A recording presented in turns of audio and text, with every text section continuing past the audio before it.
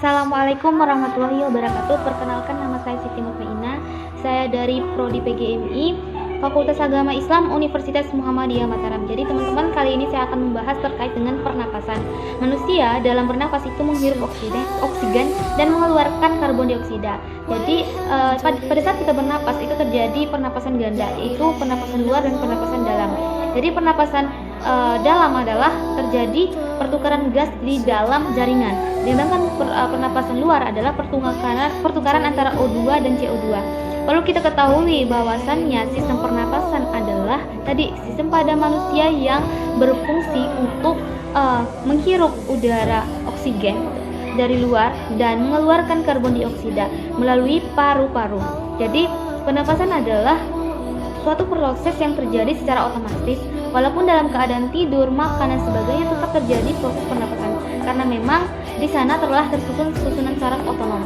Kemudian pernapasan itu dibagi menjadi dua tadi ya, sudah saya jelaskan, tetapi lebih rincinya pernapasan luar adalah pertukaran yang terjadi antara dua, yaitu alveolus dengan darah dalam kapiler. Sedangkan pernapasan di dalam adalah pernapasan yang terjadi antara dalam kapiler dan sel-sel tubuh. Jenis-jenis pernapasan. Jadi pernapasan itu ada dua, yaitu pernapasan dada dan juga pernapasan perut. Pernapasan dada adalah pernapasan yang melibatkan otot antara tulang rusuk. Kemudian fase dada itu terbagi menjadi dua, fase inspirasi dan fase ekspirasi. Fase inspirasi adalah fase berkontraksi antara tulang rusuk sehingga rongga dada membesar. Sedangkan fase ekspirasi ini merupakan fase relaksi atau kembalinya otot antara tulang rusuk ke posisi semula, yang diikuti oleh tulang rusuk sehingga rongga dada menjadi kecil.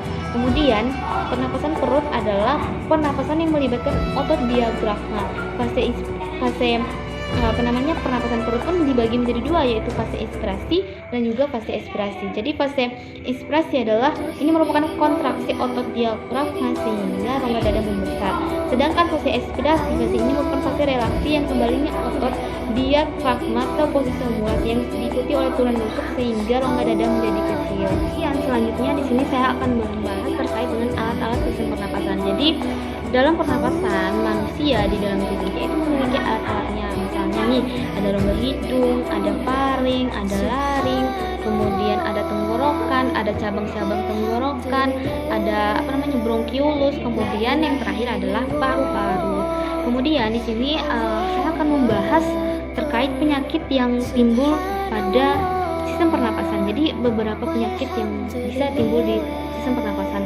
Tapi saya di sini hanya membahas satu, yaitu kanker paru-paru, yang merupakan kanker yang cukup mengerikan dan mematikan sekali. Misalnya kanker paru-paru ini, karena penyakit kanker paru-paru adalah sebuah bentuk perkembangan sel yang sangat cepat abnormal di dalam jaringan paru, yang disebabkan oleh perubahan bentuk jaringan sel atau ekspirasi dari sel itu sendiri.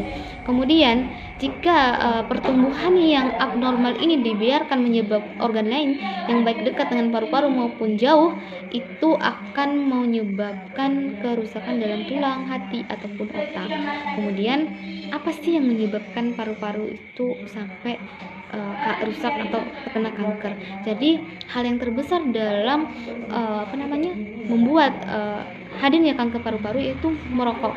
Jadi 87% itu merokok. Ya, sangat berhati-hati ya, rokok ini sangat berbahaya. Apalagi yang lebih berbahaya itu bukan perokoknya saja, tapi orang yang di lingkungannya, karena menghirup asap rokok tadi. Kemudian selain rokok adalah beberapa zat, misalnya kayak zat abses, kemudian radiasi, arsen, kromat, nikel, kemudian klorometil, ether, gas, mustal, dan pancaran oven, arang, dan banyak hal lain yang perlu kita awasi bersama. Kemudian ketika sesuatu ini timbul pada diri kita, harus kita harus segera kita periksakan ke dokter.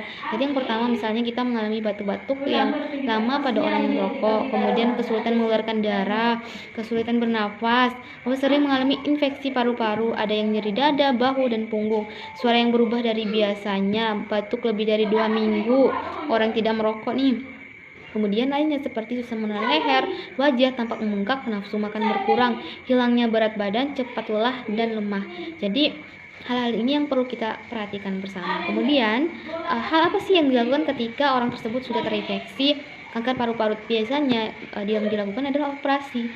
ada yang terapinya tuh ada bermacam, ada terapi radiasi, ada terapi kemoterapi, TND penyuntikan dan lainnya. Itu adalah usaha kita untuk sembuh dari penyakit kanker paru-paru. Tapi agar penyakit ini terhindar dari kita, agar kita lebih menjaga pola makan, kemudian menghindari rokok dan sebagainya. Mungkin itu saja yang dapat saya sampaikan. Lebih dan kurangnya saya mohon maaf. Wassalamualaikum warahmatullahi wabarakatuh.